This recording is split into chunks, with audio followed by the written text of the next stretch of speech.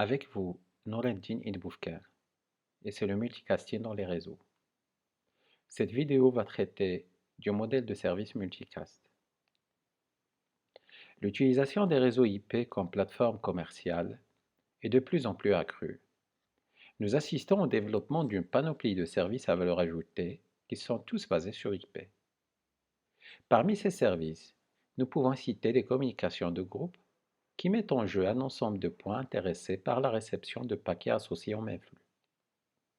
Dans ce contexte, nous pouvons citer à titre d'exemple la diffusion de flux de télévision vers un ensemble de spectateurs, la diffusion audio, le distance learning dont on a senti l'importance au cours de la présente crise sanitaire du coronavirus, la télédistribution de logiciels,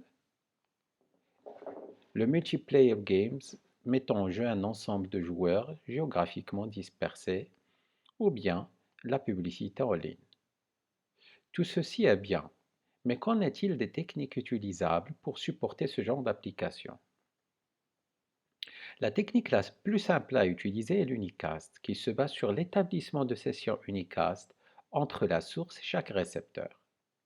Certes, c'est une solution simple à implémenter, toutefois, elle est associée à une utilisation non optimale des ressources, dans la mesure où l'émetteur est tenu d'envoyer la même information autant de fois qu'il y a de récepteurs intéressés. Sur l'exemple, notre émetteur, il est tenu de dupliquer l'information 4 fois s'il souhaite la transmettre vers 4 destinataires.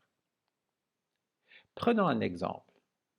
Nous souhaitons transmettre un fichier de 10 MB d'une source vers un récepteur en utilisant un lien d'accès dont le débit upstream est de 512 kilobits par seconde.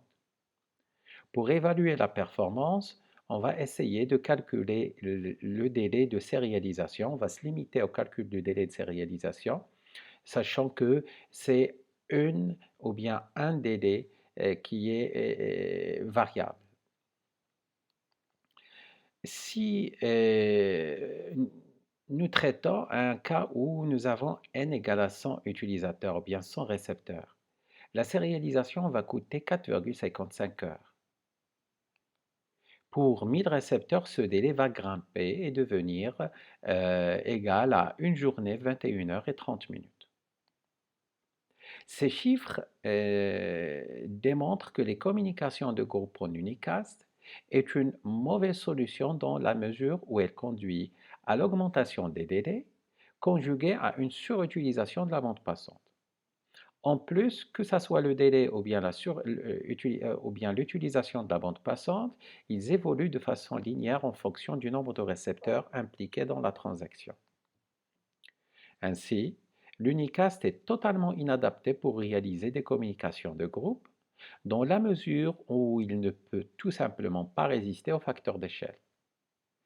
Cette résistance sera donc assurée par une technique autre que l'unicast et qui est le multicast.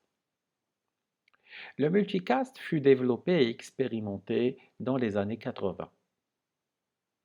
Si l'unicast permet d'envoyer l'info vers un seul récepteur et le broadcast vers tout le monde, le multicast peut être défini comme l'action d'émettre un message à plusieurs récepteurs en utilisant une opération unique et locale de transmission. Analogie, un prof et une assistance constituée de plusieurs étudiants. Jetons maintenant un coup d'œil sur l'utilisation du multicast dans le cas du précédent exemple. Nous avons toujours notre émetteur et 4 clients. Mais dans ce cas, l'utilisation du multicast va permettre l'envoi d'un seul data stream par la source et qui est destiné vers les 4 clients. Les routeurs vont participer activement au processus de diffusion. Ils vont fabriquer des copies de paquets en fonction des besoins et ils vont router les paquets vers les récepteurs. Donc, notre fameux récepteur, notre fameux émetteur ne sera plus amené à photocopier et dupliquer l'information autant de fois qu'il y a de récepteurs. Nous pouvons calculer les délais nécessaires à la source pour la sérialisation du fichier vers tous les destinataires et nous allons trouver qu'il est indépendant du nombre de destinataires et équivalent au cas où nous avons l'envoi du même fichier vers un seul récepteur, ce qui permet la réduction des délais de bout en bout. En plus de cette réduction, le multicast va permettre l'optimisation de la bande passante, dans la mesure où on n'a plus besoin de transmettre ou bien d'occuper le lien de sortie autant de fois qu'il y a de récepteurs. De ce fait, le multicast se positionne comme une solution qui permet une meilleure garantie de la résistance au facteur d'échelle, qui est une des principales contraintes des déploiements à grande échelle.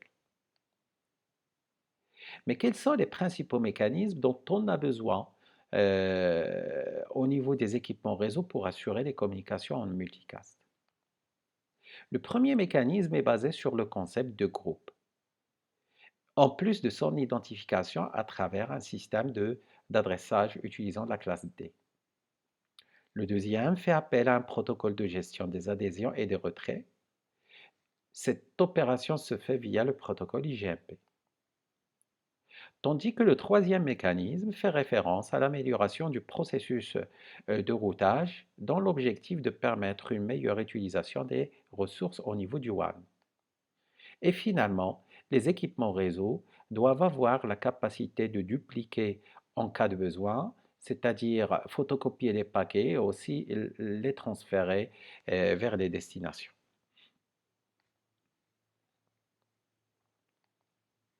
Cette vidéo prend fin. Je vous donne rendez-vous, Inch'Allah, pour une prochaine, où nous allons traiter le premier pilier de ce modèle, à savoir le concept de groupe, et son identification à travers un système d'adressage de classe D. On ne le dira jamais assez, s'il vous plaît, restez chez vous.